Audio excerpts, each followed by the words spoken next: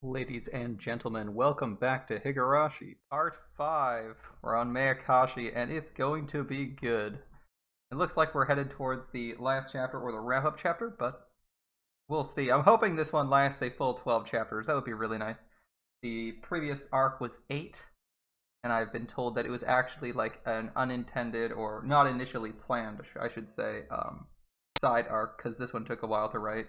So I'm thinking this one's going to be a little bit longer than this, but we'll see. A little longer than that, hopefully. Let's see, it might just be the last chapter now. Find out. What did you just say? This is information from a reliable source. It appears they found the murderer of Satoshi-kun's aunt. It had been a few weeks since the murder. Satoshi still hadn't been found. I had no new information on his whereabouts. Sai's report came, and as a result, completely out of the blue. Oh, okay, that makes more sense.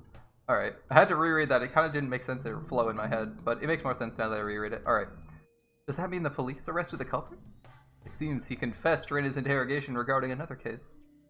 That sounded strange. If it was Satoshi they arrested, he wouldn't have worded it that way. It sounded as though Satoshi wasn't the culprit. Sai? Who's the culprit? So it wasn't Satoshi? I swallowed those final words. I was convinced it was Satoshi. The police and Ueshi must have thought the same way. The reason Ueshi approached me is because he was convinced Satoshi did it. Oh, don't worry. It doesn't seem like it's Satoshi-kun. I heard it was a lunatic who was aiming to continue the series of mysterious deaths. What? A lunatic? What do you mean? Kasai shrugged.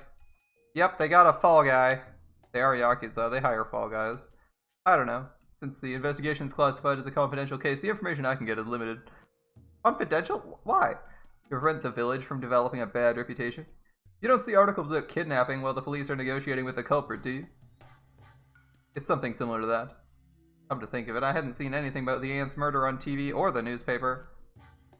These strange deaths happened 4 years in a row now, on the day of Watanagashi. There are those who try to make light of it. And now this lunatic who confessed to the aunt's murder said he did it in imitation of the deaths.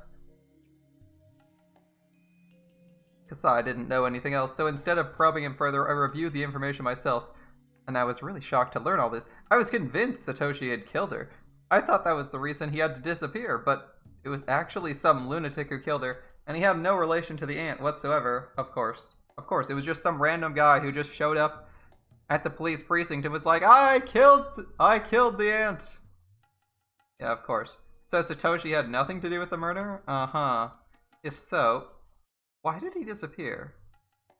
I couldn't accept that this lunatic killed the aunt, and what's really strange is the phrase Kasai used, 4 years in a row now. After all, I'd been thinking this murder happened because Satoshi had been in a dire situation. It had nothing to do with a series of mysterious deaths. I felt as though Satoshi's case had become someone else's. The series of deaths in Hinamizawa is also known as the Curse of Oyashiro-sama, and Satoshi's case had become one of those mysterious deaths. In other words, Satoshi's case had become part of the curse. I didn't like the way that sounded, because it was as though the curse had swallowed Satoshi-kun. It's almost like the curse isn't a magical thing and is perpetrated by people trying to control the city and surrounding region. Unfortunately, we haven't been able to confirm the tip that Satoshi took a train to Tokyo. We don't even know whether or not he's in this prefecture, to be honest. We usually broke the seal on a new can of instant coffee. I thought you knew his whereabouts already, since you seemed very convinced he was the culprit. You got me. Ueshi chuckled and poured a cup of coffee which looked far too hot. You have some good sources. Huh? It's a highly classified case, but you already have this information. I wonder who leaked it. Looks like we need to review our security precautions. Ueshi smirked. It seems he knew why I was here today. I'm one of the Sonozakis after all, and my ears are open. I smirked back at him. It's all about bluffing. Anyway, since we're friends now, why don't we have a chat? Let me ask you first. Who's this real culprit? I heard he was a lunatic. What does that mean? I don't know how to answer that question. I want to know the answer myself. Really, I was convinced Satoshi was the real culprit. It was rather surprising for me, too. Ueshi threw himself on the sofa and crossed his hands behind his head. He looked up at the ceiling and smiled wryly. I suddenly received a call from the prefectural police the other day. They said one of the guys in detention confessed to the murder of the housewife. Who is it? Some crazy dopehead. He's been in and out of prison for drug abuse. His statement says he was interested in the series of mysterious deaths and wanted to imitate them. Of course, of course. Summer how, please. You're coping so hard. You're coping so hard on Summer how. We're getting Summer Doman and Summer Morgan. It only makes sense. The first male summer servant and Summer Morgan. Of course, imitation killer. Are you sure he's the real culprit?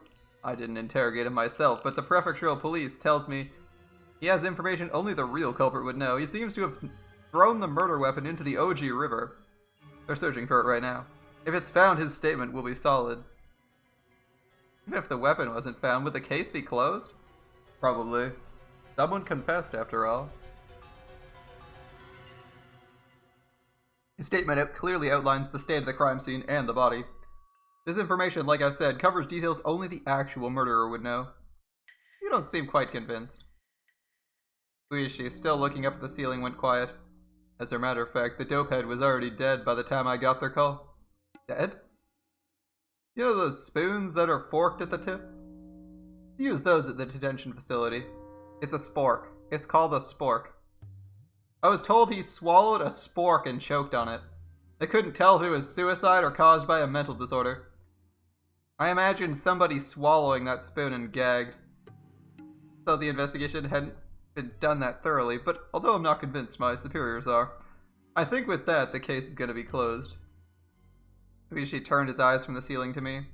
He looked serious. This is just what I personally feel, okay, so please keep it between the two of us. He's a cop. I don't trust shit. Don't trust him shit. I believe this lunatic is some kind of mistake. It might be either a big misunderstanding caused by a chain of coincidences or, you know... I have no idea what you're talking about. I still believe the real culprit is Satoshi. You sound confident. Unfortunately, we couldn't find anything to prove he was at the crime scene. We obtained a warrant to search his house after he disappeared, but we still found nothing. You still believe he did it? Yep. I wonder how you can be so sure even though you don't have any evidence. It's incredible. Is that supposed to be like the hunch of an experienced detective or something? Yep. That seems fair. It's the hunch of a guy who's been in this business for several decades, and he's probably right. Uishi smiled in satisfaction, but I didn't feel relieved. Where did Satoshi-kun go? His disappearance convinced me he was the culprit. If he wasn't the culprit, there'd be no reason for him to disappear. What if the murder was actually done by that lunatic and Satoshi's disappearance had nothing to do with it? In other words, what if Satoshi disappeared because the family didn't like my relationship with him? It has nothing to do with the murder. Was Satoshi a culprit or a victim? The reason for his disappearance had become unclear. I don't think they'd bother to make one person disappear just because of an undesirable relationship. What do you hear from inside the family? Do you know anything? I wouldn't be here if I did. You're right. I like how Uishi's like, do you know anything? And Mion or Shion's just like, yeah, if I knew anything, I wouldn't be here. And he's like, that's fair. If you knew anything, it's like you might be dead, or you wouldn't be coming to me for information because you would already have the information you need, right? Like it could imply both of them. Either she wouldn't be able to talk to him if she knew anything, or she wouldn't be going there because if she knew something, she wouldn't want to talk to him, right? She might either be dead or just not want to talk to him if she knew something. Uishi laughed aloud while scratching his head, and after he stopped laughing, he leaned over. Alright, how about this? Why don't we make a deal? A gentleman's deal. A deal? On what? On information about Satoshi's disappearance. If you find any information like that, you tell me. And I'll provide you with information if I find any. Do we have a deal? Sounds too convenient for you. Uishi chuckled. Shion, I think if we leave things as they are, they'll conclude the lunatic committed the murder. If that happens, Satoshi's disappearance will be treated just as another runaway minor. They won't search for him as actively as before. But I'll continue searching for him. Only I will do it. I believe you're intending to do the same. Our motives are different, though. I just want to know if he's safe, but you'd like to arrest him, wouldn't you? If the murder case was considered solved, Satoshi would be free, regardless of his innocence. I doubt that. Uishi chuckled again, but his smile didn't reach his eyes. Well, let's be friends from now on. The enemy of your enemy is your friend, no? I'm not opposed to the Sonozaki family, though. Oh, really? I apologize, then. This is the way of Kurata Uishi, huh? As Sister in Kasai said, I wouldn't want him as my enemy or my ally because both would be too risky. I probably shouldn't let my guard down in front of this big fat weasel. I sipped on the coffee to fill up the silence, though I wasn't thirsty. Been there, done that. Outside the window, I could see normal life taking its course, but Satoshi wasn't there. He should have been there, but he wasn't. And I was scared that I might grow used to his absence someday.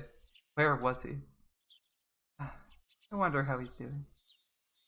I hope he's alright. I know you think he might be dead. Don't patronize me. You know what people are calling his disappearance in Hinamizawa? Huh? They say he was demoned away. To be demoned away means the same thing as being spirited away. It's part of the local dialect. He was kidnapped and taken to hell through the bottom of the Onogufuchi swamp? Ridiculous. Anyway, the series of deaths struck for the 4th time. It's too soon, but people are already talking about next year. Are you saying the murder was the result of the curse? The victim was one of the Hojos, after all. She was involved in the damn conflict, though indirectly. Really, it's not surprising some people take an interest in the incidents because they do always happen on the same day. It's ridiculous, too. The curse? Though I said that, I couldn't quite wipe away the fear from my mind. Why did Satoshi disappear? Was it the Sonozaki family? Did he run from the police? Did he kill his aunt in the first place? Why did he disappear? He's on his own. The curse has nothing to do with it, but... that's strange. Satoshi-kun and Oyashiro-sama's curse. Somebody once mentioned those two together before. When did I hear that? That's right. That rainy day. It was Reina Ryugu who told me that. When we were taking shelter in that shack. I remember the creepy story that she told me that time. That Satoshi wants to run. Remember that creepy scene with Reina where she went like full like creepy possessed chick and said that he's probably gonna get demoned away? Satoshi wants to leave Hinamizawa and run far away, even if only unconsciously. That's what Reina Ryugu said. Reina had definitely pointed out that Satoshi wanted to leave Hinamizawa at the time. She also said, everything he's going through is a sign of the curse. She said that, for sure. She definitely mentioned Oyashiro-sama's curse. The series of mysterious deaths has struck 4 times. Was Satoshi being controlled by the curse? Is that why he killed his aunt and was demoned away? No way. That can't be true. That can't be true. Satoshi's smile faded away in my mind. Yep. Satoshi disappeared. Not only that, the reason for his disappearance disappeared. It must have been done by human beings. I can't accept he was demoned away. Notebook, page 43. Is that seriously going to be the end of things? Okay. We're still going. Good.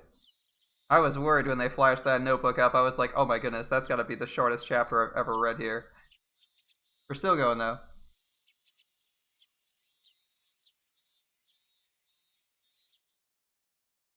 I moved from one chair to another because the air conditioning was too cold. I moved with my notebook, my pen case with a bunch of keychains, and my cup of milk tea. I did it all in one go. I sat down in a new chair and opened my notebook again. I scribbled my thoughts and sank down into silence. The series of deaths.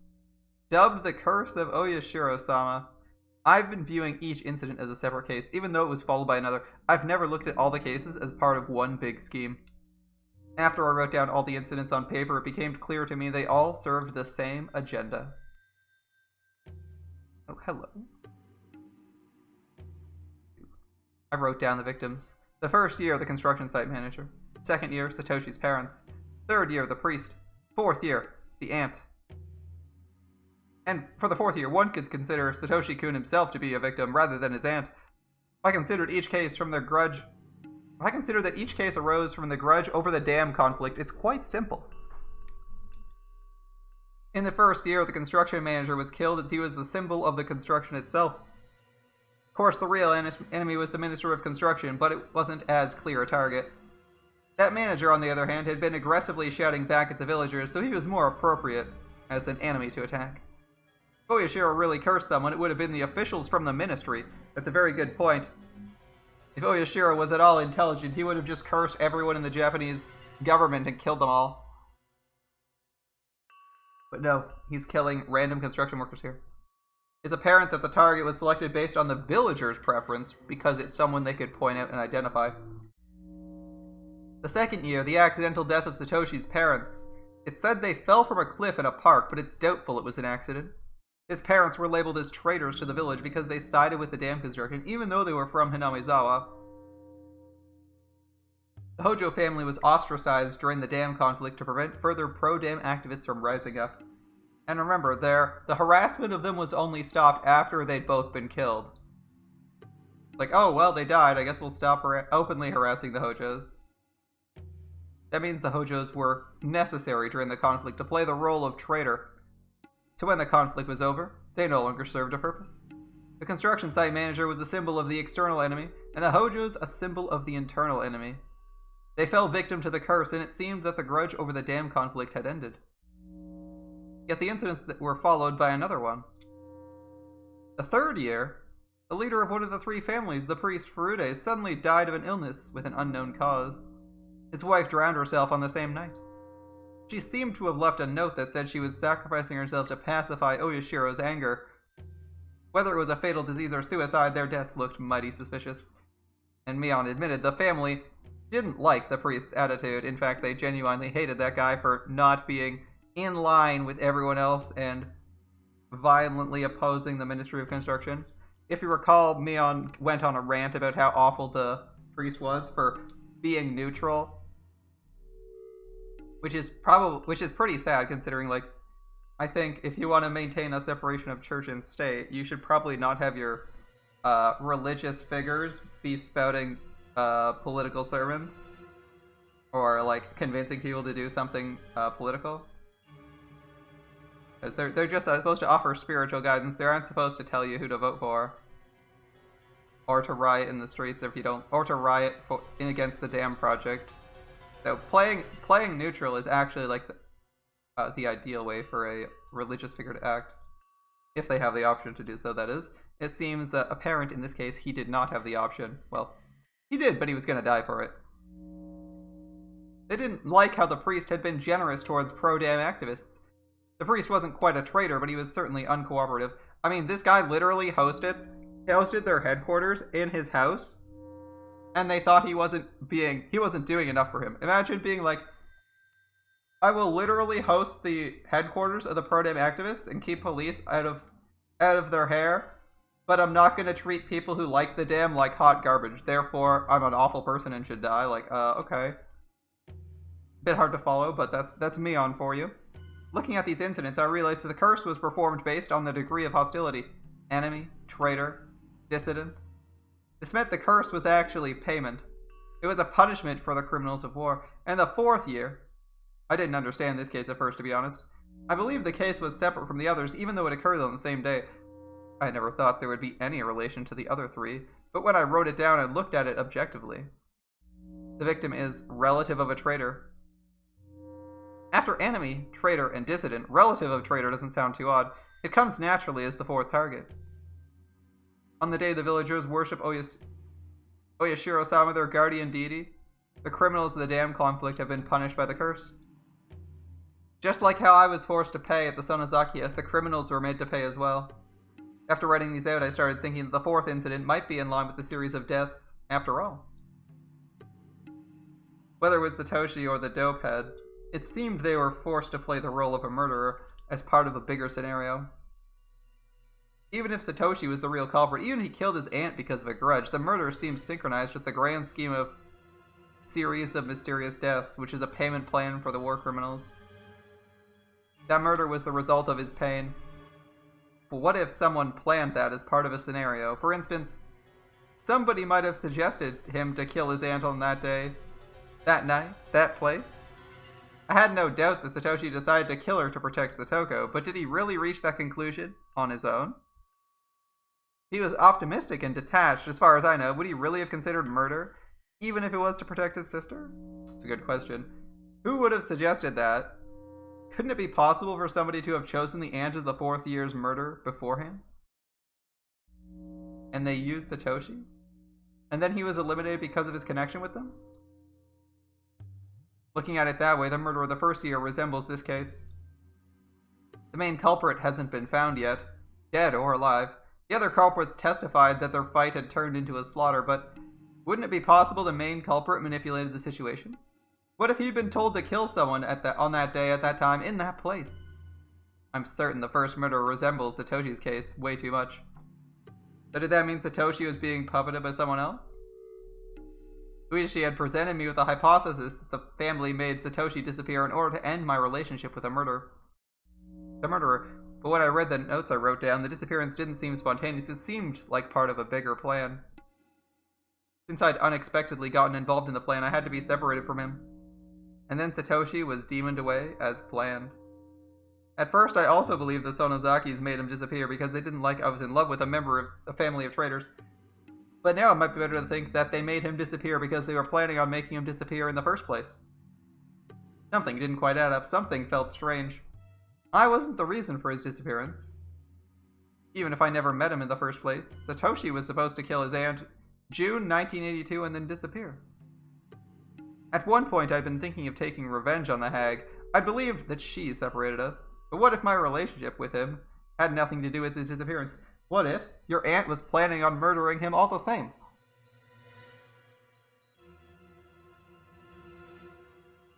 What would that mean? Who made Satoshi disappear? I need to understand the series of deaths in order to solve the mystery. What did these deaths mean? Who was behind them? And what purpose did they serve? I want to know the purpose, the motive, and who was responsible. Of course, everyone wants to know that. That's literally like, you know, who and why are like two of the biggest questions. How would also be good, but we don't necessarily need a how for this one. Now remember, the game promised us the motive would be unclear, but other things would probably be clear. Either they're assuming that we've read the other ones, which they probably are, and we're going to derive the fact that like we know where Satoshi's body was found, therefore telling us who killed him, and we're still stuck on the why. It's either that or they're going to reveal the killer in this arc. We'll see. I wanted to know if he was still alive. The series of deaths in Hinamizawa is called the Curse. Oh, Oyashiro-sama. What is that curse? Specifically, what kind of god is Oyashiro-sama? What blessings does he bring? What punishments does he dole out? I wrote down my thoughts in the notebook. What is Oyashiro-sama? What is he? As I scribbled these down.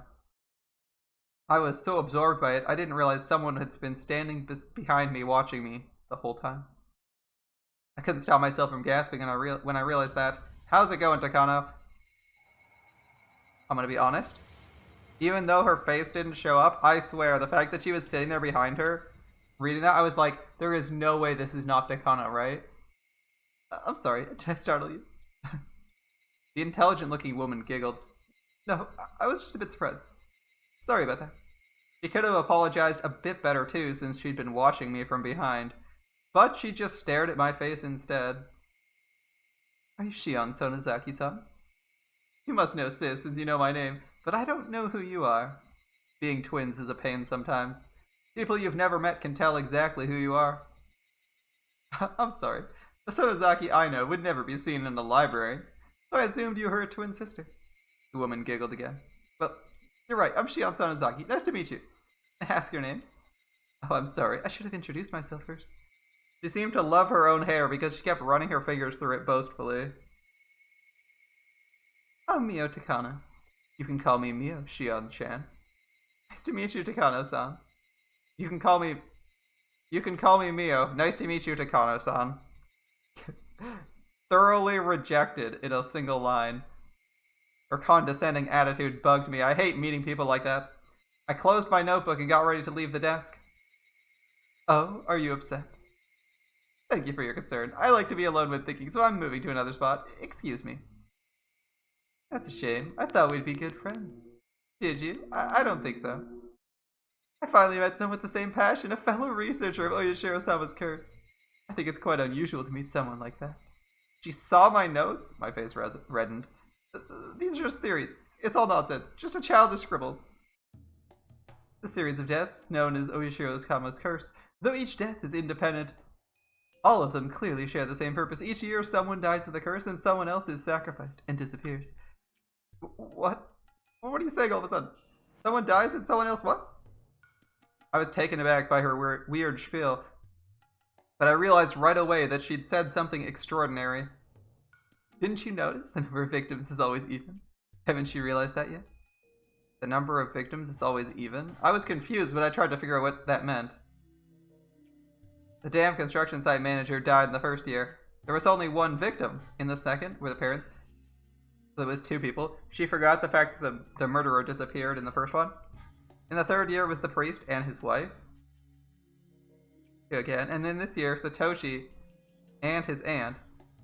His disappearance was planned, the number of victims were 2. It's true, except for the first one. The victims came in an even number, 2. You forgot the damn worker's killer who disappeared. I just concluded myself the first case resembled the fourth one, that's right. The main culprit was missing. He might have been demoned away just like Satoshi. See? Doesn't it make sense now? Takano sounded like a teacher who showed me how to solve a difficult math problem. I wasn't quite convinced, but I couldn't deny what she said either. Can I give you enough hints? I really would have enjoyed a conversation with you, but if you think you prefer being alone... sorry I wasn't respectful, Mio-san. Please call me Shion. See, she changed names from Takano to Mio. She seemed content I changed my attitude, but kept giggling for a while. She didn't seem that reliable. I really didn't want to be acquainted with her for too long, but I don't get to talk to people very often, and what she said interested me. Let me introduce myself again. I'm Mio Takano. Call me Mio. Pleased to meet you, Mio. I'm Shion Sonozaki, Mion's twin sister. Please call me Shion. I took the hand that Mio held out as a sign of reconciliation. Please, tell me more. You said there's always 2 victims? One dies to the curse, the other is a sacrifice? Shion-chan, before we get into that, can you tell me why you became interested in this? She leaned over and looked into my eyes. It was kind of uncomfortable. Mio, how much do you know about me? I guess you have an idea if you know my name. I don't know much. Just that you recently returned from a boarding school. I see. I think you can imagine. I want to know about the series of deaths that happened while I was away. I'm just curious. I see. Curious, eh? I got the impression she knew about what happened to Satoshi and me, but because she instantly recognized me as Shion and not Mion. True, she should know about this because you'd have to be in the know to know that Shion even existed. So she probably already knows. I didn't know why I thought that way, as she shouldn't have access to the sources that, for instance, Uishi does. It was just the look in her eyes that made me think that way. Let me ask you a question this time. You called me a fellow researcher of Oyashiro-sama's curse, didn't you? So, why are you researching the curse? You also stated there's always an even number of victims in the deaths. It's true the mysterious deaths are often called the curse, but why would you delve into the deaths if you're researching the curse itself?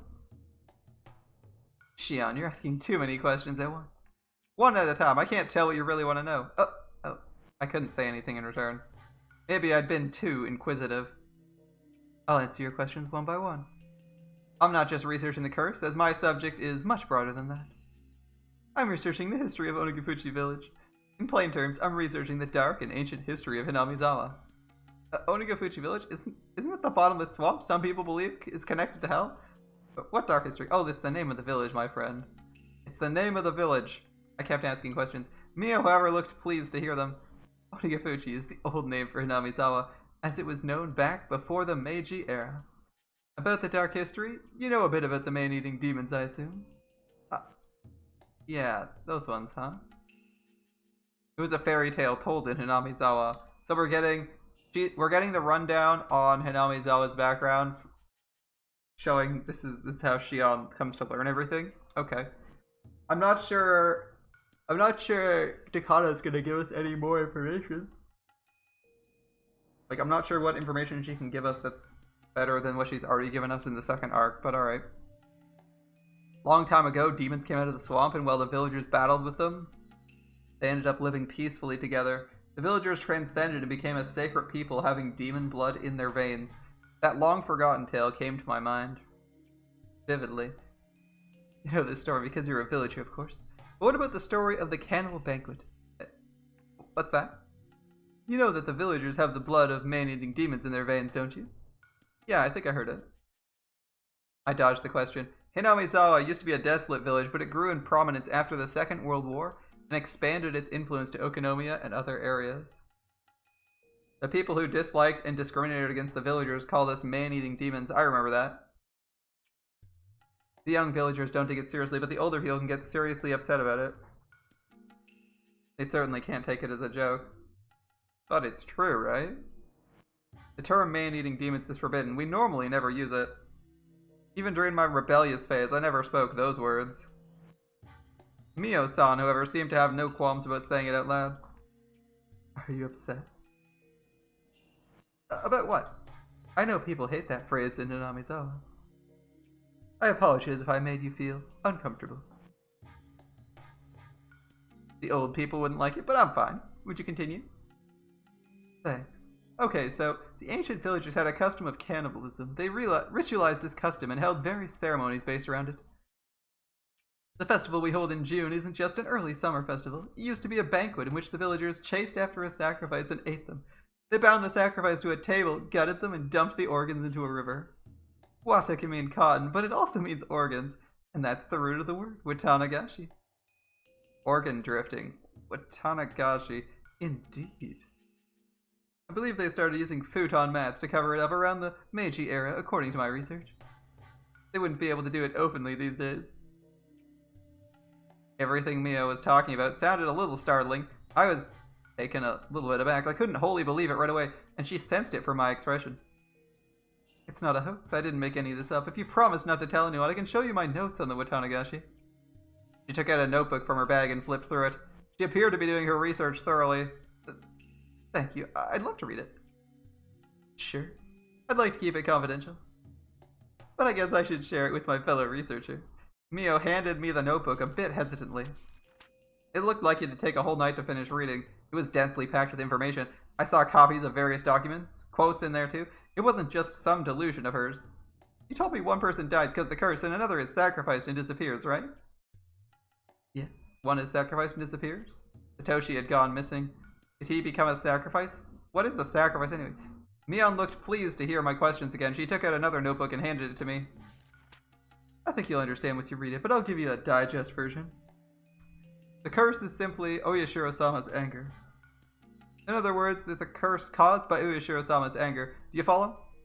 Yeah, you're saying Oyashiro's mad at the people who opposed the village during the dam conflict, and that's why the curse occurred? Right. Oyashiro's anger has to be pacified. If not, something worse will occur. So, all the successive priests at the shrine had to perform a sacrifice every time the curse struck in order to pacify Oyashiro. It's called the Sacrificial Ritual. So, each year on the day of the Watanagashi, one dies because of the curse, and another is sacrificed to pacify his anger? But only one person is actually murdered each time. I've never heard of human sacrifices being made. Naturally, there's no body. The ritual of sacrifice requires the offering be sunk into the swamp. The swamp is bottomless, and no one would ever surface once they were thrown in there. No body would be found, of course. But one of the victims is always thrown into the swamp every year? Does that mean Satoshi's at the bottom of that dark green swamp? I don't know. I'm not sure they really throw them into the swamp, but those who make the incidents happen must be eliminating one person based on that legend. Each year a traitor to the village dies because of the curse, and another is sacrificed to pacify Oyashiro's anger. That person's body will never be found because they're supposedly thrown into the bottomless swamp. You get it. The series of deaths always involves both the curse and sacrifice. It's a system that allows 2 traitors to die every year. What I'm telling you now probably isn't sufficient, so it might be hard to grasp. Instead, I want you to take the time to read my notes. You'll see what I'm telling you isn't far from the truth at all. I heard a man's voice just then. A middle-aged man with a hat was waving at Mio from the entrance. How's it going, photographer man who's gonna die in a year? Sorry, I think I have to go. I wanted to talk to you more, but I guess we'll have another chance to chat. I'll leave those to you. Looking forward to hearing your opinions. Alright, looks like we have a lot of information to read through. She wrapped up the conversation and headed to where the man was waiting for her, leaving her notebooks in my hands. Mio waved at me as she left the library with her companion. Okay, we got some books. I took a seat again and opened what she'd given me. What bugged me was the series of deaths, also known as the curse. Maybe I'd get closer to the truth by reading these notebooks. If I studied them carefully, I might be able to figure out who was really behind the incidents. Why did Satoshi have to disappear? What was he involved in? How did this happen? Why, what, and how? You're asking a lot of big questions. Maybe Takano's notes would bring me the answer. Seems unlikely, otherwise Takano would already know what's going on. Research notes, Mio Takano. I started flipping them through them, this time making sure no one was watching over my shoulder. This is why you sit in corners, by the way. No one can read over your shoulder if you're sitting in a corner. No one can sneak up on you if you're in a corner. No backstabs if you're in a corner. It was time for the library to close and I had to leave. I bought some food on my way home. I shut my door and locked it right away, and then I heard the door of the neighboring apartment open. Kasai lives next door. Nobody else lives on this floor of the apartment. It's nearly empty anyway. I clearly heard the door open and close. Kasai must have noticed I came home and was coming over because he wanted to talk to me. I unlocked the door and shouted out to him, "Is that you, Kasai? I'll leave the door unlocked for you." "I'm not Kasai-san, Shion." That voice, I twitched. "Can I come in?" Sure. The door slowly opened. Okay, life would be really good if Shion took out a knife and just stabbed Mion. It's not going to happen. But I mean, she's killed like a half dozen people at this point. And she's probably going to kill Shion. My alter ego, Mion Sonozaki, appeared. Yeah, that's one way to put it. Alter ego. She was holding a box of cake. That's not making up for it. While smiling timidly. Are you gonna keep standing there until I escort you? Come in. Sorry, this room doesn't look very cute. It looks comfortable. Sis looked a bit tense when entering my room. It was her first time here. How's life? My new school is as boring as I thought it would be. I usually go, but I skip classes when I don't feel up to it. I couldn't do that when I was going to St. Lucia's. So St. Lucia's was really tough, huh? You should go there sometime. Sorry. I brought cake, let's eat. Mion opened the box and I saw 2 cheesecakes in there. We have the same taste in food, so we don't have to fight if we get 2 of the same thing. I chatted with her over the cheesecake. I talked to her about school and whatnot.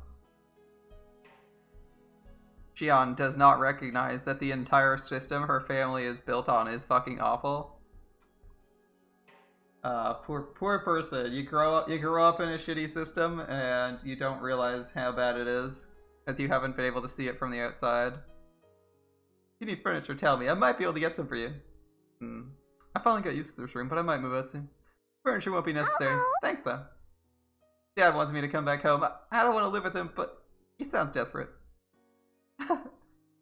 Yeah, fuck your dad, man. Fuck your dad. Actually, fuck that guy. Maybe please if you came home. He looked lonely while you were gone. You can only say that because you don't have to live with him.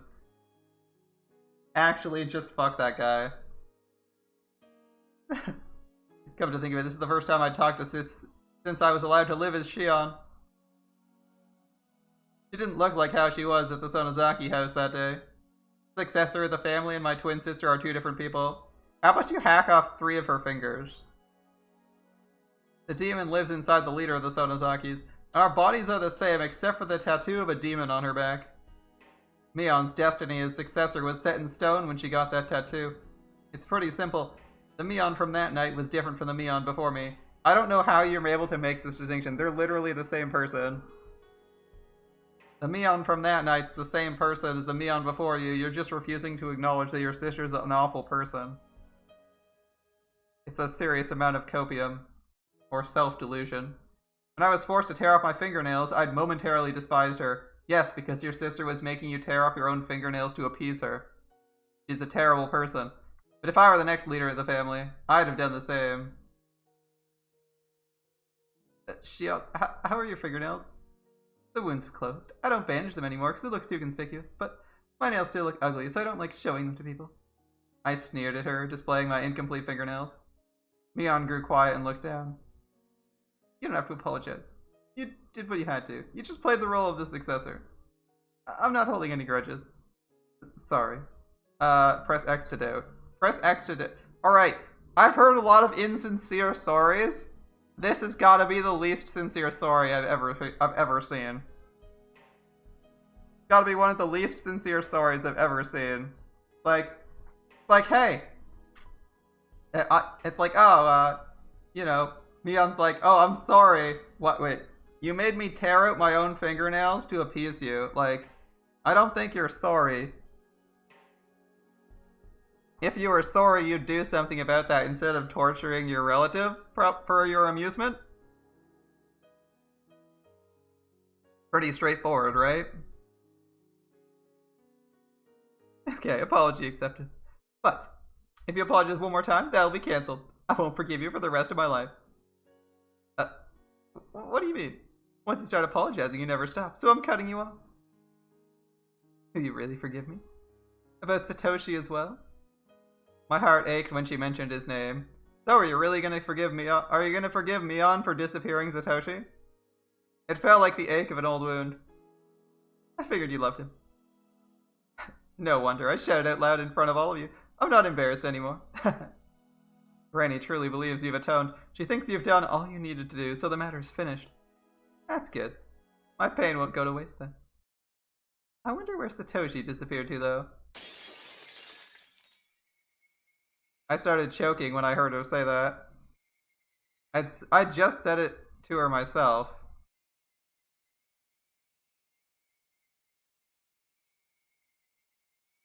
I said I'd forgiven her completely, but that promise instantly evaporated. Just because of what she said, I felt like I'd turned into a completely different person. What did you say, Mia? Did you say I wonder where he disappeared to? No, too late. We've forgiven her, haven't we? We're perfectly okay with her murdering Satoshi. Did you say I wonder where he disappeared to? Who else could know other than you and your folks? I mean, Satoshi's currently chilling as a corpse in the bottom of a well in her right outside her torture chamber, so he's pretty dead, and she's kind of teasing him about. She's teasing her sister about the murder. Not exactly a nice person, but apparently we're still okay with this family. Let's see if Shion's still okay with them at the end of this scene. Did you say? Where did he go? I felt my eyeballs reddening in anger as if they were gonna pop. I choked on a burning sensation in my throat.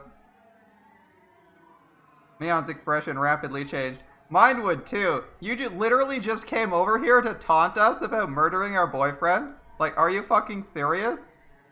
It looked like she noticed the devil's mask on my face. I'd be tilted too, holy fuck. We were one and the same. We could understand each other's thoughts without voicing them. So showing our expressions is like unveiling everything in our hearts to the other. Sorry. Even though I told her not to apologize, Mion apologized.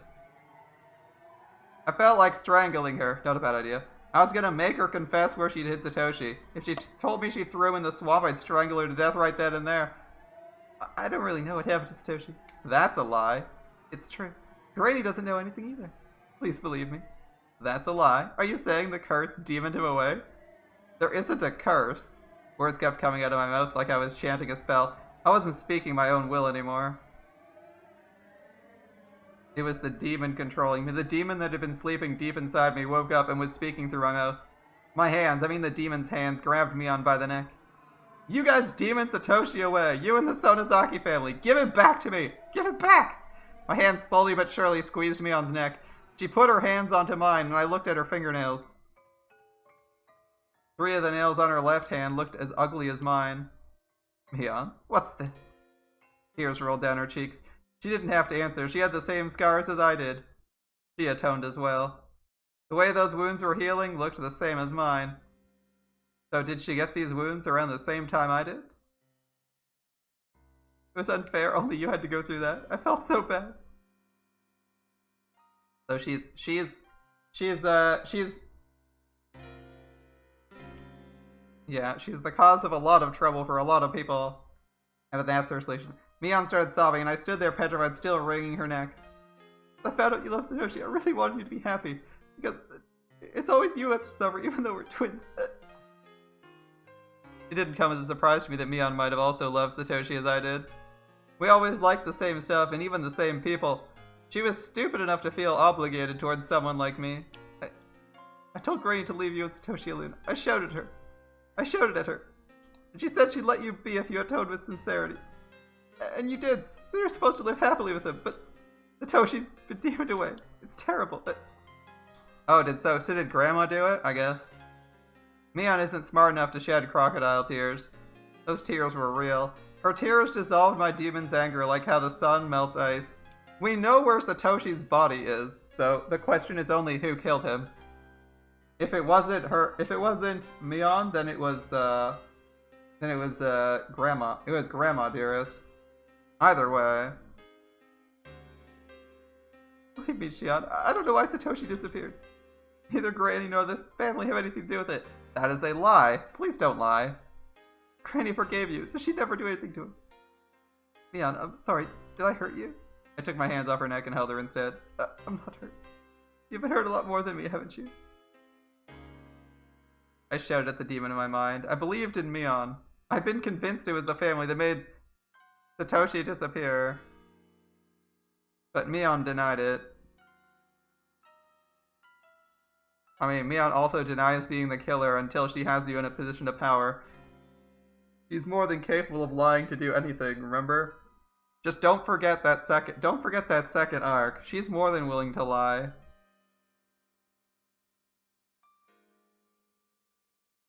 Mion denied it while shedding tears. Between her and me, her tears are more convincing than any words, so I'd believe in her.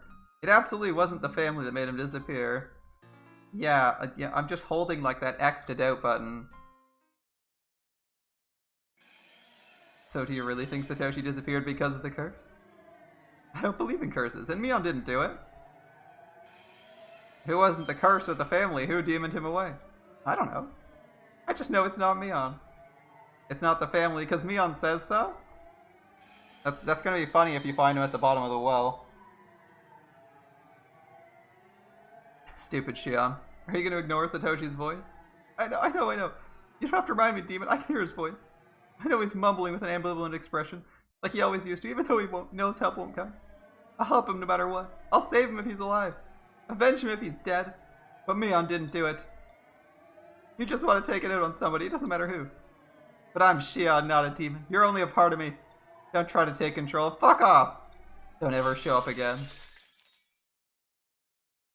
The demon faded away. My body went limp and I fell to the floor while holding Mion. Shion, are you alright? I'm okay now, Mion. Why are we two different individuals? Why can't we just be one? We've asked ourselves that so many times, but there's no answer. I'm Shion, you're Mion. That's just how it is. I don't care if I'm Shion or Mion. I just want to be one and equal with you. There's nothing we can do. You have the demon on your back. You're destined to become the successor, and we can't change that. I don't want that. I don't need a demon. I don't want it. I'm not a demon. I want to be human like you. Mion's a demon, and Shion is a human. Even though we're twins, there's a difference between us. Was it impossible for humans to live with demons after all? I don't know. It should be possible because they did it before. That's the legend of Hinamizawa, humans and demons in harmony together. As Oyashiro watches over them. Mion, Shion, Satoshi, demons, humans. Oyashiro's Hava's curse, the mysterious series of deaths. Satoshi's disappearance. We fell asleep while holding each other. We're holding everything.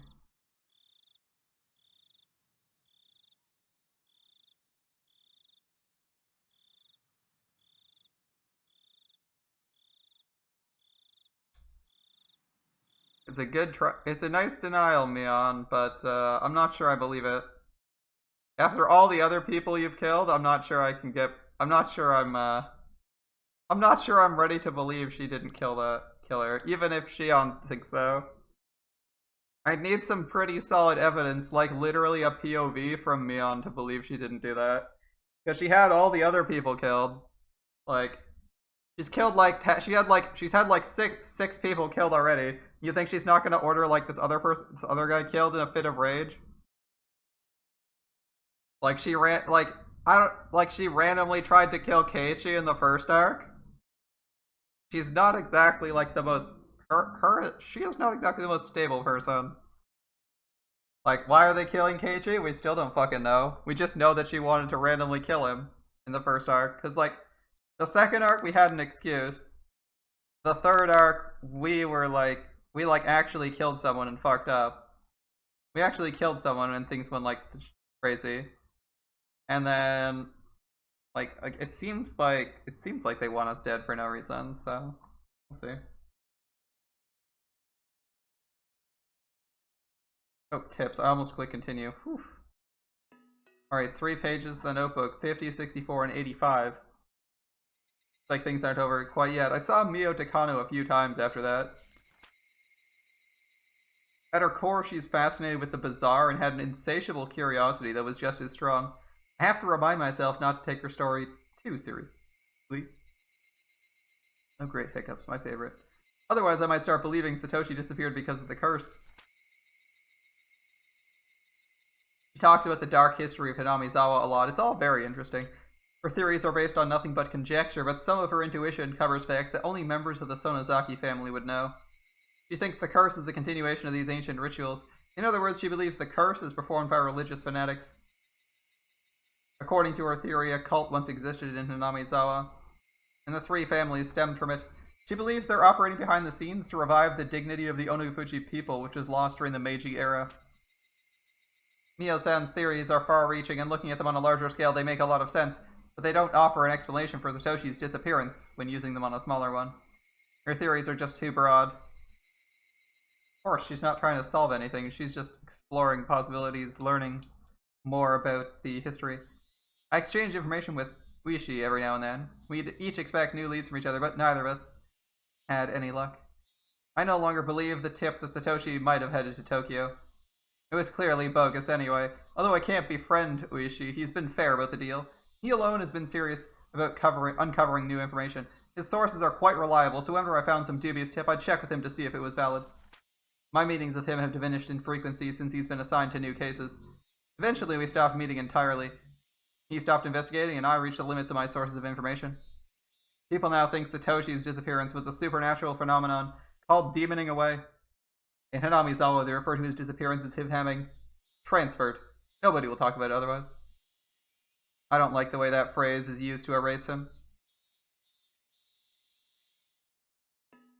Well, you don't really have a choice. I'm sure Oryu gave that order as well. She's like, I don't like how harsh Satoshi's disappearance is being labeled. Why don't we say he wouldn't it be better if everyone said he transferred? I exchanged it for, oh wait, this is the same dot. This is the same dot, I already read this, my bad. Alright. During the upheaval surrounding Oyashiro-sama's curse in 1982, I was pulled this way and that by new leads on Satoshi's disappearance. Every time I found information that looked promising, I kept changing my theories. But it became an incredible burden on me. It wore me down plenty on its own. The fatigue was harsh, but it provided a very kind acceptance. Bit by bit, it soothed the anger, sadness, and doubt that wore me down. I'll never forget Satoshi. I'll never try to forget him and move on. I constantly repeated those to myself in my head. I repeated them to keep my memories of Satoshi from fading too, over and over. For the sake of my fun memories of Satoshi, together with my fear and my sadness, I repeated them forever and ever. That was page 85, okay. So going strong. Looks like things aren't over yet. We might get another chapter or two. What are we doing next, though? That was a pretty, solid, a solid conclusion chapter. A love that is light and fleeting like a soap bubble. If it seeks the sky, it will break and vanish before long. The girl's thoughts weren't granted. Like, that last chapter read like a conclusion to the arc. So I'm kind of curious where they're going to take us next. The tears that were shed changed to the color of blood and yearned for sacrifice. The sadness that pierced her transformed into rage and ultimately to murderous intent. Everything was absorbed in pure black, and the darkness continued to spread, in the end, even to herself. Seems like a grim prophecy for Shion. Meakashi. Would it be better if I hadn't been born? This blood-stained hand couldn't even grasp the air. 1983. Oh my goodness, are we gonna play through the arc with Shion's perspective? The 4th year of the series of mysterious deaths in Hinamizawa, known as the Curse. 1 year after Satoshi Hojo's disappearance. Oh my goodness, they're actually gonna give us both years. Are they gonna give us both years in one book? Oh my god, they are! Oh, that's so good. That's so good. Okay, I'm glad. I was worried we'd be done with this and back to Keiichi after this nice interlude with Shion, and now we're getting to continue. Oh, that's so cool. Okay, I was like a little bit confused because like they didn't have like an ending, and that was a pretty definitive ending to the arc, especially with those tips where it's like this has happened. It's like, dude, I don't know where the fuck they're going if they're not going to give us another arc. What's in this next chapter? Lo and behold, we're getting it. All right. This will be the start of part 2 of. Well, this is chapter 8. So this is chapter 5, chapter 8, part 2. We're getting to some Homestuck levels of subdivisions. You know, Homestuck with its like chapter 5 or with its act 5, part 2. Part 2, section 3, page something or other. Not joking. That was actually, I believe, a page's reference. Like it's literally, they literally slowed down the fucking series so much they started doing sub acts, and then they did sub chapters of the sub act because it was so slow at one point. It was super irritating too because it's like you'd read is like they just kept expanding and expanding and expanding, and it slowed down, and there was some deposits and shit. But I'm just thinking that's what it's reminding me of. Is like the absurd reference for like what location it is. It's like, okay, well it's yeah. Lost Belt Part 2, Section 5, Act 1, Arrow 1 is sensible though, because you could use that index for literally every single singularity, starting from the first one. So the first singularity is like singularity 1, section 5, act 1, arrow 1 probably exists. They added part 2 because they'd like divided the thing into 2 major arcs, but that's not as bad as going from act 1, page 1 all the way to having like 6 sections. Like if it was Lost Belt 1 part 1, and then the next arrow was Lost Belt 1 part 2, and then you went to like part 10, and then it went to like the second singularity, you'd be like, wow, this is like way more parts, but it's not as bad. I don't think it's as crazy, although that is a fairly long series of references to get to like exactly the arc you're on. Alright. I hadn't been able to get to used to my new school in Okinomiya, but I had some friends there now. Since I got a part-time job at my relative's store, I had some extra pocket money too. I ended up living with my parents after all, so I didn't have to pay for living expenses. It felt great to freely spend the money I earned from working. I still used the room Kasai set up for me from time to time. It was a convenient hideout for when I didn't want to see my parents. In fact, I was planning to spend a day there today. Damn that teacher. She told my parents I was skipping classes? My dad got upset, and that was why I didn't want to stay at home. I'd been asking for it, though. My teacher should know my dad's Yakuza, and he gets really scary when he's mad. On the whole, my life had been going well so far, except, well, it was boring. The reason I could enjoy this lifestyle is probably because I had to live in secret before. It was a great relief to be able to live without having to fake my identity. Well, it might have been a valuable experience. I think I learned from it. I was going grocery shopping and thought I'd get food for a week or so. My parents would appreciate my presence more after missing me for a week. I was doing this for their sakes. Oh wait. Isn't there a 100 yen sale today? Yeah, there is. I knew how to save my pocket money. I was in a good mood. I spun around with my arms spread out. I felt like I was inside a little whirlwind. My arm hit a motorcycle parked on the sidewalk. It obviously wasn't where it was supposed to be. Deja fucking vu. Didn't this happen? This happened literally a year ago. Ow, ow, what the? Who parked this motorcycle here? I gave the motorcycle a kick with no hesitation. This is how we met Satoshi, remember? There were 3 motorcycles lined up in a row. They all fell like dominoes. It was beautiful. It was so much fun. That was odd. I felt like I'd gone through the exact same experience before. Yeah, deja vu. Exact same guys, exact same scenario. While blinking my eyes in an effort to recall when that was, some people grabbed me by the neck and dragged me into a dark alley. Oh boy, we're here again. It looked like these punks were the owners of those motorcycles, and they started shouting at me. This is strange. I was having deja vu. The fuck are you, bitch? What you think you're doing, huh? Fucking bash your head in, bitch. Ah! Gonna pay for what you did. That's right. It was when I met Satoshi for the first time. He came to save me. If I pretended to cry again now, would he come save me again? I made a wish, and I started pretending to cry and beg for mercy, and at that time, I doubted my ears. Cut it out. Can't you see she's crying? It was a boy about my age. I couldn't quite see his face because of the light illuminating him from behind. No way! No way! Keiichi shows up here. Oh, it's so good. That's so cool. Of course it couldn't be him. It couldn't be. So this is what Keiichi looks like. Alright. When I snapped out of my daydream, I realized it wasn't Satoshi-kun after all. He looked less gracious than Satoshi, so to speak. If Satoshi was pristine and untouched, this guy would have scratches all over him. But although they were completely different, I got a similar impression from him somehow. I don't even know how you put yourself in this situation twice. Like the first time kicking over people's bikes and almost getting your ass beat isn't enough. You need to do it twice.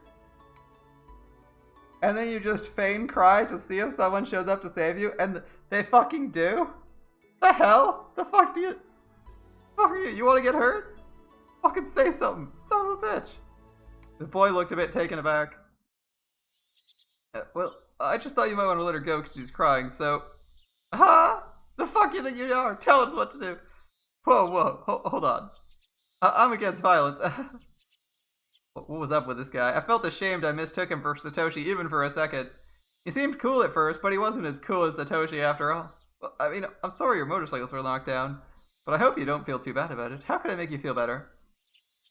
Of course, we don't have any money on us, you know? You don't got the money then? If you got no money, you gotta pay with your body. Alright. Well, I guess that's fair. I guess they swing both ways. Sorry, Keiichi. This chick's got some real nice boobies. Let's strip her down and see. You gonna get... Hey, are you kidding me? I tightened my grip on the stun gun in my pocket, and then I turned up to maximum intensity. Don't hold a grudge against me if you die, pervs. I love it when girls get stripped in those porn videos. Yeah, the stripping's better than the actual sex. They indulge in their imaginations, which arouse their spirits. Hey now, why are you perverts closing in on me? Your gross hands will grub in the air. Are you gonna try and violate me? Oh, stripping's awesome. Stripper, yeah. Let's strip her from top to bottom, socks off. She'll be as naked as the jaybird. Are you out of your mind? Don't touch me with those filthy hands. And then a flash of light cut through the air. Was that the boy? You stupid fucks! Blows like thunderbolts knocked the punks down. So he actually was strong after all? What the hell? You want some? Huh? You don't have a clue, idiots. The fuck are you on about? There's nothing arousing about stark nakedness. Leave her socks on at least.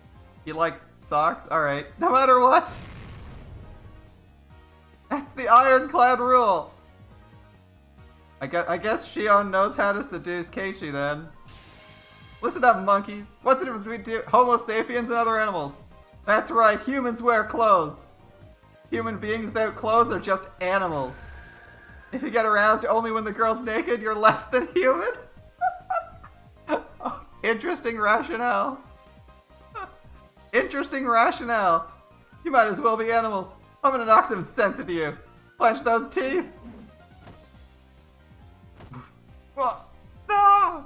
You mentioned a porn movie, didn't you? Let's say there's a cosplay sex video. The definition of cosplay is too broad. To lecture on that subject is as difficult as explaining the spirit of Yamato to Yankees parachuting down from B-29s, so I'll limit the scope to the most popular one, school uniforms.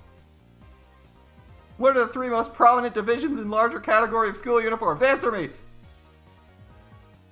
That's right. Regular uniforms, gym uniforms, and school swimsuits. Both the sailor and blazer style are included under regular uniforms, by the way. Gym shorts and bloomers are likewise. And the color preference between white and navy is the same. Well, doesn't this sound exciting already? Let's say each of you has a preference in one of the three divisions.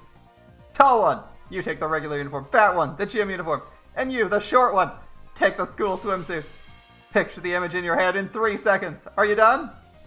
Not good enough. Do it again. Let's say there's a porn video of your favorite cosplay. Use your imagination. Come on. Say, sir, yes, sir, when you've got it. Are you really military men, you maggots? Good, you all seem to have an image in your heads now. Let's move on. Imagine your favorite cosplay is stripped entirely naked because of your stupid desire. Now think. If you take off all their clothes, that's not cosplay anymore, is it? That sort of video is rampant lately. It's just lamentable. This is what he gets mad about and is willing to beat someone unconscious over. Humans without clothes aren't civilized, they're animals. If only naked girls excited you. You'd be a pack of dogs, monkeys, or pheasants. Pack your bags and get out. Wait, get back here. As you know, a huge amount of Russian porn vids are going around lately thanks to the end of the Cold War. You don't know that? Get out of here. I heard a style called Beautiful Russian Schoolgirl, which is a combination of the Japanese uniform fetish and some Russian thing is emerging, but I'll never accept that. School uniforms are part of Japanese culture and art. Those stupid barbarians will never understand the Japanese spirit. Are you listening?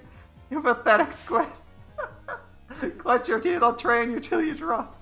I won't let you sleep until you're capable of perfecting your imagination skills. Here comes my whip! Wait, what has he got for a whip? At that point, I heard a bustle of people running this way. Ibara-san, I gathered some people. I saw several kids running towards us. Seemed like our backup had arrived. Oh shit, let's get out of here. The three punks had just been standing there agape, but they started running away when they saw that many people. You're awesome, Ibara-san. You had those punks transfixed, all by yourself. Oh, they've even had a nosebleed. You're strong, Ibara. Whew. Seems my personal aura has grown more powerful. If this keeps up, I'll surpass even Coach's Made in Heaven reality marble. Subtle.